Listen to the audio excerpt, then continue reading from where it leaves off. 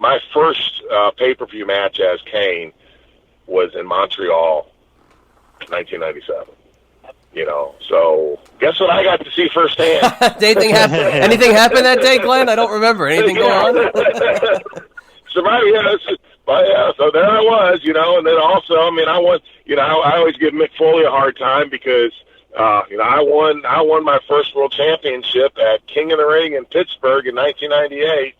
Meanwhile, he's flying off cages, so no one ever remembers my championship. They just remember,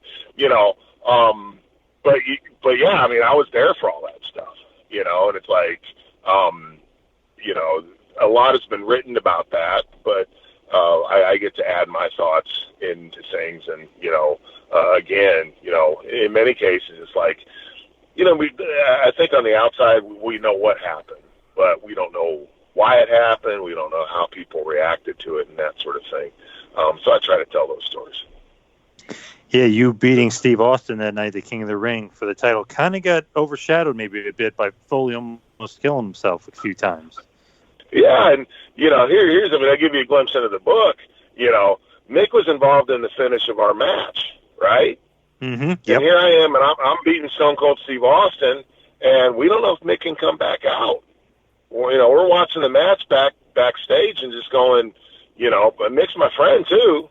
He's my traveling partner at times, and so I'm watching Mick going, I don't know if he can come back out for my match. I don't know if he's going to survive. Those are both pretty important to me. But from the storyline standpoint, it's like, what are we going to do if Mick can't go back out there? So I'm panicking because here I am going, good Lord, am I going to have to set myself on fire because I might lose to Austin? That was the situation. So that would have been extraordinarily, bad for my career and my life. But, that sort of stuff, which, I don't think you probably have never thought about that. Here, Steve and I have to go out after this, and Mick is a very important part of our match, and you don't know if he's going to be there for it. So I think it's those stories that, really flesh out the entire totality of what happened that night. Absolutely, and then just throw in that WCW is having the Monday Night War against you guys, and it's back and forth, and you're such a pivotal player. And the next night, you versus Austin literally tore the roof down when he beat you for the time. It just the level of importance is huge. Yeah, and again, we all look back on the Monday Night Wars and romanticize, and gosh, what a great time for wrestling and all that.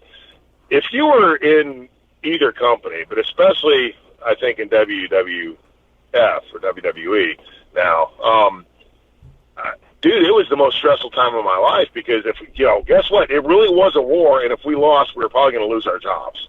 So, we weren't sitting there romanticizing about how great everything was. We were literally going, how can we put on the best show that we possibly can? Because if we don't, we could wake up out of a job any day now. It's stuff like that as a fan, it was a great time. But as a performer, especially like at the height when, everything we did, I thought that Raw had become a much superior show to Nitro, and they were still killing us in the ratings. It's like, what do we have to do? And that was like really important because our livelihoods depended on it. So, it's stuff like that. I think that as a fan, you probably don't think about that aspect of it because, of course, the product was just tremendous, and you enjoyed watching it. And now we look back, and like I said, we all reminisce about it, and it was great. Brother, I can tell you, being in the middle of that, good Lord, it was very stressful.